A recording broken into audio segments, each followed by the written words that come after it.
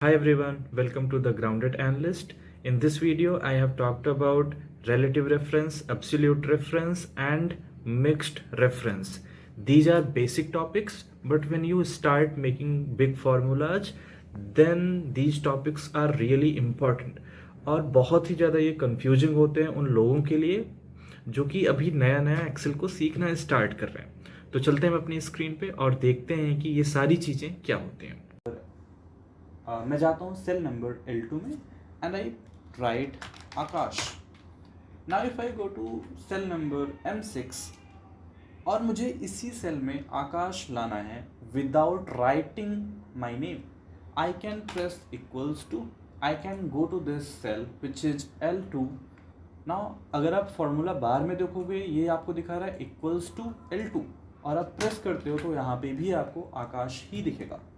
ऐसे ही अगर आपको दो नंबर्स ऐड करने हैं, आई राइट 10 देन 20, तो मैं सिंपल सा यहाँ पे जा सकता हूँ 10 + 20. अगर आप फॉर्मूला बार में देखोगे आपको दिखेगा L3 और M3 को ऐड कर रहे हैं, पर L3 में लिखा गया है 10 और M3 में लिखा गया है 20, और जब हम दोनों को ऐड करेंगे it will give us the answer of 30. और यही आपका सेल रेफरेंस होता है कि आप इक्वल्स टू लगा करके दूसरे सेल में लिखी हुई वैल्यू को अपने नए सेल में ला सकते हो. जब मैं रिलेटिव रेफरेंस की बात करता हूँ तो यहाँ पे मान लेते हैं हमारे पास 4 स्टूडेंट्स हैं and now we need to find out the total number of marks that they have got. Maths में यहाँ पे 70 है, इंग्लिश में 85 है, मुझे टोटल निकालना है. I can start writing with equals to, I can go with 270, then I can press plus, then 85. दोनों को अगर हम ऐड करेंगे the answer that we will get is 155. हम इसको कॉपी कर सकते हैं, हम इसको यहाँ तक ला सकते हैं. हमें 120 मिल रहा है, 170 मिल रहा है, 150 मिल रहा है और सही आंसर मिल रहा है. तो इसका कारण क्या है? हमें यहाँ पे जब देखते हैं हमें दिख रहा है फॉर्मूला बार में G7 + H7, और जब हम नीचे आते हैं एक सेल हमें अब यहाँ पे फॉर्मूला दिख रहा है G8 + H8. तो इसका मतलब ये हुआ कि जैसे जैसे हमने कॉपी पेस्ट किया फॉर्मूला हमारा सेल रेफरेंस भी उसी हिसाब से चेंज होता गया. अगले सेल में हमें दिख रहा है G9 + H9, G10 + H10 and this is called relative reference. अब हम चलते हैं एब्सोल्यूट रेफरेंस. अगर आप इन सेल्स पे देखोगे यहाँ पे मैंने बस लिंक किया हुआ है, मैंने इक्वल्स टू लगा करके रिलेटिव रेफरेंस का F7 से लिंक किया हुआ है which is giving me Mayank. I have not written Mayank, I have just pressed like this equals to, I went to relative reference, I clicked Mayank, I pressed enter, now I have got Mayank in my new tab. तो अब मुझे यहाँ पे मेरा percentage निकालना है कि this 155 what is the percentage of Mayank. तो यहाँ पे मुझे बस प्रेस करना है equals to, I need to divide this 155 by 200. अगर मैं प्रेस करता हूँ इंटर मुझे मिलता है 78%. But should this formula work with Raghav Ram Sunit? एक बार हम कोशिश करते हैं. हमने कॉपी किया, हमने पेस्ट किया.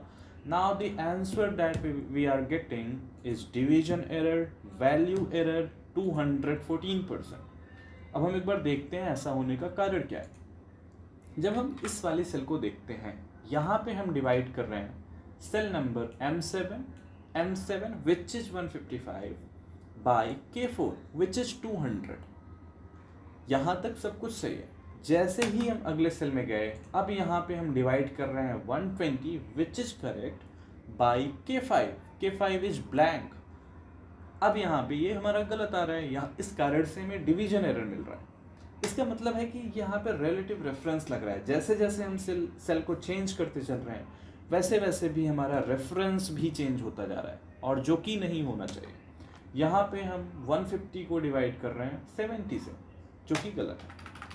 तो सही तरीका क्या हो सकता है? सही तरीका ये है कि जब हमारा सेल चेंज हो, जब हम कॉपी कर रहे हैं, ये हमें डिवाइड तो M8 को ही करना है लेकिन ये अभी भी K4 ही होना चाहिए. और K4 का मतलब 200, because 200 has been written in cell number K4. तो इसको करने का तरीका ये होता है कि हम प्रेस करते हैं equals to 155 divided by K4। जब आप K4 पे आपका कर्सर है, आप प्रेस करो F4, now this K4 has been frozen. Enter आप प्रेस करोगे, कॉपी करोगे, नीचे तक पेस्ट करोगे, अब आपका आंसर सही आएगा। क्योंकि अब आपका देखोगे आपका ये 170 तो हुआ, M9 तो चेंज हो रहा है, आगे ये M10 हो जाएगा, लेकिन आपका K4 ही रहेगा क्योंकि यहाँ पे डॉलर साइन आपको दिख रहा है और इसका मतलब होता है कि आपका जो सेल है वो फ्रीज हो चुका है। ये होता है हमारा एब्सोल्यूट रेफरेंस। जब हम आगे चलते हैं मिक्स्ड रेफरेंस पे, देखते हैं कि ये क्या होता है। मान लेते हैं हमें 1 से लेकर के 5 तक का टेबल लिखना है, तो क्या हो सकता है, हम कह सकते हैं कि हमें मैं छोटी सी चीज़ पहले आपको दिखाता हूँ। मान लेते हैं कि हमें ये जो हमारा 2 है, हम इसे रेफरेंस करना चाहते हैं, तो मैं यहाँ पे इक्वल्स टू प्रेस करता हूँ, मैं यहाँ से फॉर्मूला लिखता हूँ, मैंने इक्वल्स टू प्रेस किया, मैं यहाँ पे आता हूँ, मैंने एंटर प्रेस किया। जब मैं नीचे आऊँगा मुझे यहाँ पे 0 दिख रहा है क्योंकि मेरा सेल चेंज हो चुका है। तो मैं यहाँ पे आकर के F4 अगर प्रेस करूँगा तो ये फ्रीज हो चुका है। अब मैं चाहे जितना नीचे तक जाऊँगा हमेशा मुझे 2 ही दिखेगा, लेकिन मेरा टारगेट ये है कि जब मैं इसी फॉर्मूले को इसके बगल वाले कॉलम में पेस्ट करूँ तो यहाँ पे मुझे 3 दिखना चाहिए, लेकिन अभी भी ये 2 दिखाएगा क्योंकि इसे मैंने फ्रीज किया हुआ है। आसान। तो इसको करने का तरीका ये होता है कि यहाँ पे मेरा सेल और कॉलम होता है एक फॉर्मूले में, जैसे I4 है तो I कॉलम है, 4 रो है। तो अगर जब मैं इस वाले कॉलम में आऊँ तो मुझे क्या करना चाहिए कि मुझे ये कहना चाहिए कि जब मैं इस कॉलम में आऊँ तो यहाँ पे मेरा J4 होना चाहिए, और जब मैं नीचे आऊँ तो मेरा अभी भी J4 ही होना चाहिए। इसका मतलब है कॉलम तो मेरा चेंज होना चाहिए लेकिन रो मेरा नहीं चेंज होना चाहिए। तो इसका मतलब क्या हुआ कि हमें कॉलम फ्रीज करना है बट रो को नहीं फ्रीज करना है। तो इसको देखते हैं हम कैसे कर सकते हैं। यहाँ पे मैं आऊँगा इक्वल्स टू 2 पे जाऊँगा, मैंने F4 क्लिक किया, मेरा कॉलम भी फ्रीज है, रो भी फ्रीज है। कॉलम क्या है I, रो क्या है 4। मैंने एक बार और F4 क्लिक किया, अब 4 के सामने हमारा डॉलर साइन लग चुका है। इसका मतलब ये होता है कि हमारा रो फ्रीज हो चुका है। मैंने इंटर प्रेस किया, मैंने कॉपी किया, अभी भी 2 दिखेगा। राइट साइड में आया, मुझे 3 दिख रहा है, मैंने फिर कॉपी किया और राइट साइड में गया 4, फिर कॉपी किया, इंटर किया, 5 दिख रहा है। अब अगर मैं फॉर्मूले में चल के आपको दिखाऊं, यहाँ पे मुझे J4 दिख रहा है, यहाँ पे मुझे K4 दिख रहा है, यहाँ पे मुझे L4 दिख रहा है। इसका मतलब होता है कि हमने रो को फ्रीज किया हुआ है। कॉलम फ्रीज हम कैसे करते होंगे, मान लेते हैं कि हमें हमेशा H कॉलम को ही दिखाना है। मैं 3 पे आता हूँ, मैंने प्रेस किया इंटर, 1 पे गया। अगर मैं सिंपल सा ऐसे बिना कुछ फ्रीज किए नंबर्स ले आने की कोशिश करता हूँ, मुझे बीच में कुछ नहीं दिखेगा क्योंकि ब्लैंक सेल पे आ गए। उसके बाद हमें दिखेगा क्योंकि 1 वहाँ पे लिखा हुआ है, लेकिन मुझे यहाँ पे कॉलम को फ्रीज करना है। और इसका तरीका क्या हो सकता है, बस हमें F4 क्लिक करना है, एक बार और क्लिक करना है, एक बार और क्लिक करना है। अब हमारा H कॉलम फ्रीज हो चुका है। अब आप कितना भी राइट साइड में जाओगे हमेशा आपको इस सेल में जो भी लिखा होगा वही दिखेगा। यहाँ पे मैं अगर 10 लिखूंगा तो इन सब में आपको 10 ही लिखा दिखेगा, और ये होता है आपका कॉलम फ्रीज। अब मैं दोनों को मिक्स करके कुछ चीज़ें बना करके आपको दिखाता हूँ।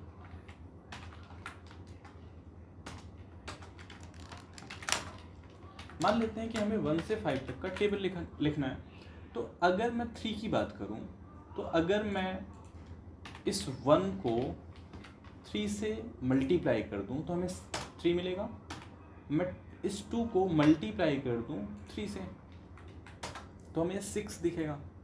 और हमें एक ही फॉर्मूला बनाना है और हमें वही कॉपी पेस्ट करना है पूरे सेल में। ऐसा नहीं करना है कि हर एक सेल के लिए मैं फॉर्मूला बनाऊँ या हर एक कॉलम के लिए मैं फॉर्मूला बनाऊँ, ऐसा नहीं करना है।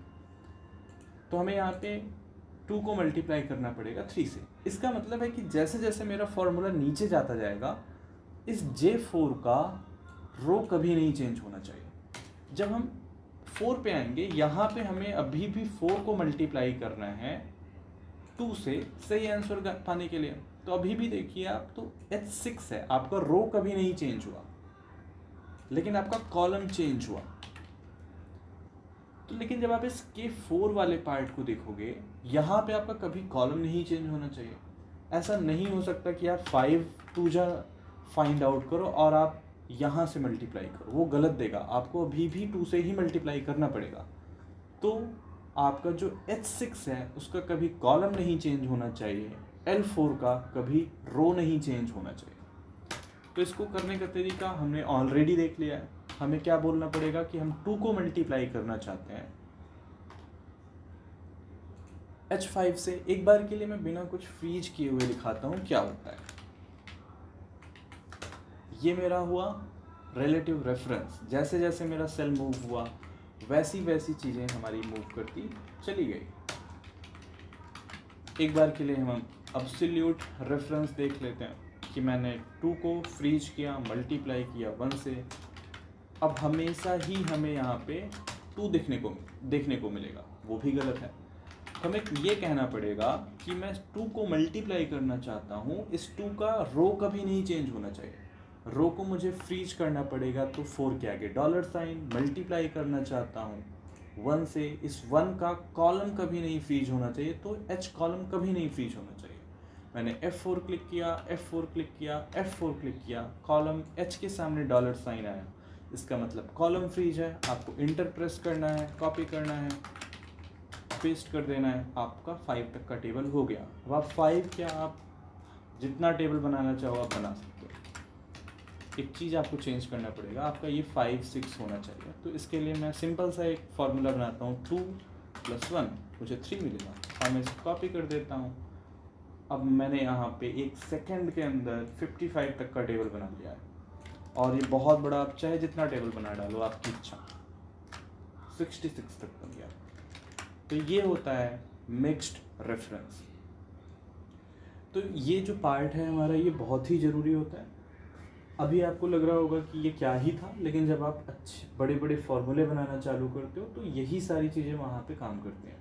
नहीं तो आप बार बार फार्मूला बनाते रहोगे, फिर आके ये फ्रीज करोगे, फिर कुछ और फ्रीज करोगे, आप फ्रीज ही करते रह जाओगे। तो सिंपल है, हो सकता है थोड़ा कंफ्यूजिंग हो, बट थोड़ा सा आप समझने की कोशिश करोगे तो आपको समझ में आएगा।